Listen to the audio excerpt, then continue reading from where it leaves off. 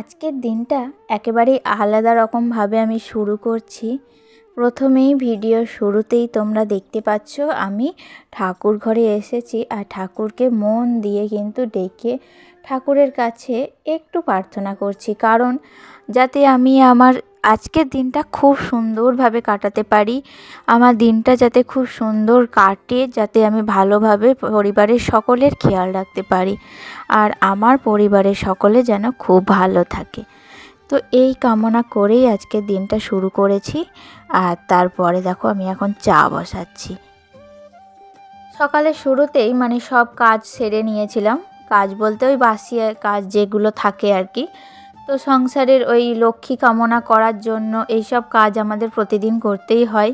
তো অনেকেই শহরে ধরো এইসব কাজ হয় না, কিন্তু আমাদের গ্রামের বাড়িতে এইসব কাজ আমাদের করতেই হয়। ওই একটু জল ছড়া দেওয়া, বাসি ঘর দুয়ারটা একটু মোছা, তারপরে বাসি ওই যে গ্যাস ওভেন থেকে রান্নাঘর সব কিছু একটু মুছে বাসি কাপড়টা ছেড়ে তারপর রান্নাঘরে ঢোকা। তো এই নিয়মগুলো আমাদের কিন্তু পালন করতে হয়। আর বিশেষ করে আমি গ্রামে থাকি, তাই আমাদেরকে তো পালন করতেই হয়, কারণ বাড়ির লক্ষ্মী বলে একটা কথা, তো তাই না।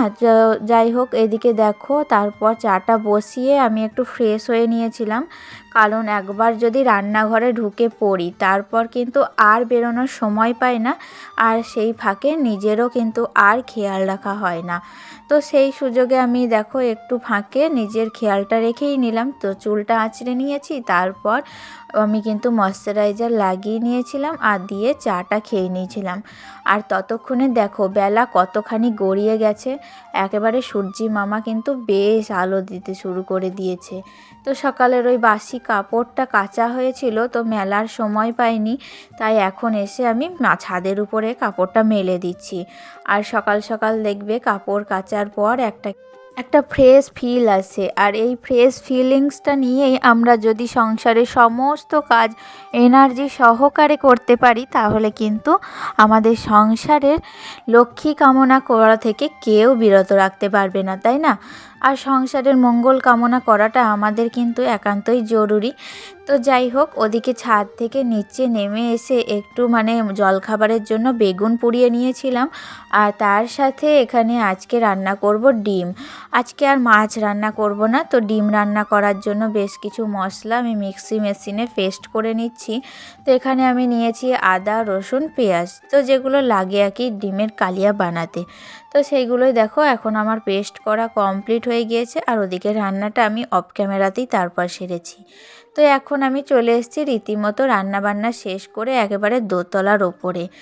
আর একটা কথা, তোমরা সকালবেলায় উঠে কোন কাজটা করবে সেটা কিন্তু একটা প্ল্যান করে নেবে, যে কোন কাজটা একটার পর একটা কোন কাজগুলো কমপ্লিট করব। তো সেই রকমভাবে যদি প্ল্যান করে কাজে নেমে পড়ো, তখন কিন্তু দেখবে তোমাদের কাজ করতে অনেকটা সহজ হয়ে যাবে, আর তোমাদের ভাবতে হবে না যে কিভাবে কোন কাজটা শেষ করব। তো আমি কিন্তু আজকে ঠিক করেই নিয়েছিলাম যে আজকে আমি ওপর আমাদের দোতলার রুম থেকে আরম্ভ করে বারান্দা সব কিছু পরিপাটি করে গোছগাছ করবো আর কি। তো যাই হোক, এখানে দেখতেই পাচ্ছ আমি কিন্তু কাল আর পরশু দুদিন তোমাদের কোনো ভিডিও শেয়ার করিনি, কারণ আছে আমি ছিলাম না দুদিন বাড়িতে। তো বাড়িতে যেহেতু না থাকার জন্য কোনো রকম ভিডিও শ্যুট করা হয়নি, যেহেতু অঘ্রাণ মাস পড়ে গিয়েছে, তো বিয়েবাড়ি সিজনও লেগে গিয়েছে, তো নিমন্ত্রণ ছিল, তো তাই জন্য আর কি একটু বিয়েবাড়ি গিয়েছিলাম, তো সেই কারণে ভিডিও করা হয়নি। আর তোমাদের আমি এমনিতেও কমিউনিটি পোস্টে কিছু শেয়ারও করিনি, আসলে সময় পাইনি গো। তো তাই আর 2 দিন কোনো ভিডিও দিইনি, কিন্তু 2 দিন ভিডিও না দেওয়াতে আমার কিন্তু তোমাদের জন্য খুব মন খারাপ করছিল। তো তোমাদের সুন্দর সুন্দর কমেন্টগুলো পাচ্ছিলাম না, তার উপরে আমার কিন্তু ভিডিও দেওয়াটা এমন একটা অভ্যাস হয়ে গিয়েছে যে একদিন যদি ভিডিও না করছি না, তো সময় কাটতে চাই না, তো কি তোমাদের জন্য অনেকটা মিস করি, তোমাদের অনেক মন খারাপ করে তোমাদের জন্য। তো যাই হোক, আজকে দেখো বাড়ি ফিরে এসে সমস্ত কাজ কিন্তু একসঙ্গে গুছিয়ে নিচ্ছি।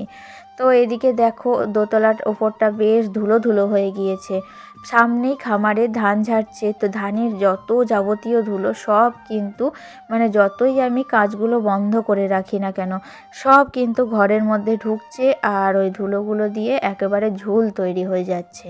তো আজকে ভাবলাম মানে ধান যতদিন না যাচ্ছে ততদিন তো ধরো ঘরের ওপরে একটু ঝুল ময়লা সবগুলো থাকবেই, কিন্তু আমি যদি প্রত্যেক দিন একটু হালকা মানে ক্লিনিং টাচ না দিই তাহলে তো সেটা আরও পরিমাণে বেড়ে যাবে। তাই আর কি একটু হালকা মানে সব রুমগুলোতে বা ঘর বারান্দায় সব কিছু একটু ক্লিনিং টাচ দেব। তো হালকা করে প্রতিদিনই টাচ দিই, আজকে একটু ডিপ দেবো আর কি, মানে ঘর দুয়ার মোছামুছিরও কাজ আছে। এদিকে আলনাটার অবস্থা এতটাই খারাপ হয়েছিল যে এসে তো আমার মাথা মানে পুরোটাই ঘুরে গিয়েছিল যে কিভাবে একা হাতে সব কিছু সামলাবো, আবার তার উপরে রান্নাবান্না সব কিছু। তো দেখতেই পেলে সকালে রান্নাটা আগেই কমপ্লিট করে নিয়েছিলাম। সকালের দিকে রান্নাটা কমপ্লিট করে নেওয়ার পর এখন যখন আমি এসেছি দোতলায়, তো তারপর গোছগাছের কাজগুলো করছি। তো এখন ওই দোতলা রুমে এসে কাজগুলো করতে কিন্তু বেশ ফ্রেশ ফিল হচ্ছে, কারণ কি বলতো রান্নার ঝামেলাটা আগেই সেরে নিয়েছি। তো রান্না বান্না মানে বাকি রেখে তারপর এই কাজগুলো করতে একদিকে কিন্তু মনে হয় যে কখন রান্নাটা শেষ করব। তাই রান্নাটা যেহেতু আগে হয়ে গিয়েছে তাই কিন্তু রিল্যাক্সে সব ঘর দুয়ার গোছানোর কাজগুলো কমপ্লিট করছি। এই ঘরের আলনাটারও ঠিক সেই একই রকম অবস্থা হয়েছিল, তো এলোমেলো সব অগোছালো, তাই এই ঘরের আলনাটাও কিন্তু পরিষ্কার করে ভালো করে গুছিয়ে নিলাম। আর ওদিকে বিছানাগুলোও একবার ঝেড়ে নিলাম। আজকে আর বেড কভারগুলো কাচবো না, শুধু ঝেড়েই কাজ চালিয়ে দিচ্ছি। কারণ কি বলতো একেবারে ভাবছি ধানটা ঝাড়া হয়ে যাবে, ধুলোর কাজটা সব মিটে যাবে, তারপর কিন্তু বেড কভারগুলো কাচবো একসাথে। আর এদিকে মানে কালকে পরশুদিন বাবুর তো বার্থডে সেলিব্রেশন হয়েছিল, তোমরা দেখেছো।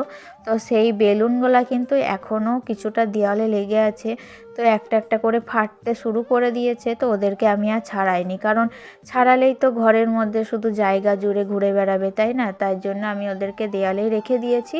আর তারপর আমি এই যে সব ঘরগুলো বারান্দা একে একে কমপ্লিট করে নিয়েছি। আর আমার পায়ে ব্যথা, তার জন্য কিন্তু আমি ওই মানে গুঁড়ি হয়ে ঘর দুয়ার না মুছে স্টিক দিয়েই কাজটা চালিয়ে দিচ্ছি আর কি। ফাইনালি এখন দেখো ঘর বারান্দাটা কিন্তু ওই ধুলো ধুলো যে ভাবটা ছিল সেটার থেকে অনেকটা রেহাই পেয়েছি, আগের থেকে অনেকটা পরিষ্কার পরিচ্ছন্ন হয়ে গিয়েছে। তো যাই হোক, এখানে ঘর বাড়ি পরিষ্কার করলেও তো আর হবে না, এরপর কিন্তু নিজেকেও একটু ফ্রেশ হতে হবে। তো রান্নাবান্না কমপ্লিট, ঘর দুয়ার গোছানোও কমপ্লিট। তো আমি চলে গিয়েছিলাম একবারে স্নানে, আর স্নান সেরে এসে দেখো এখানে ছাদের উপরে একটু চুলটাকে শুকিয়ে নিচ্ছি আর কি। এখন এই শীতকালে একটু বেলা করে যদি স্নানে যাচ্ছি তাহলে কিন্তু মানে একেবারে চুলটা ভেজা ভেজা হয়ে থাকছে, তো রাত অবধি আর শুকোতে চাইছে না।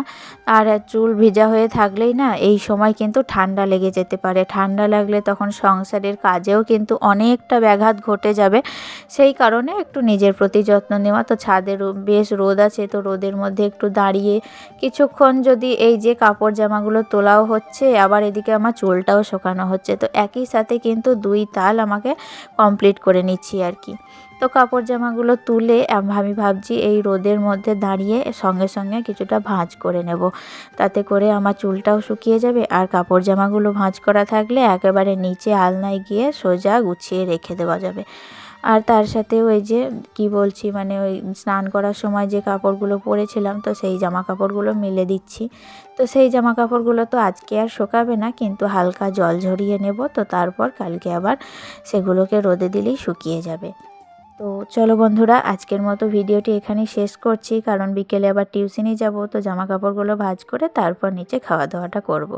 আজকে এখানেই শেষ, দেখা হচ্ছে নেক্সট ব্লগে।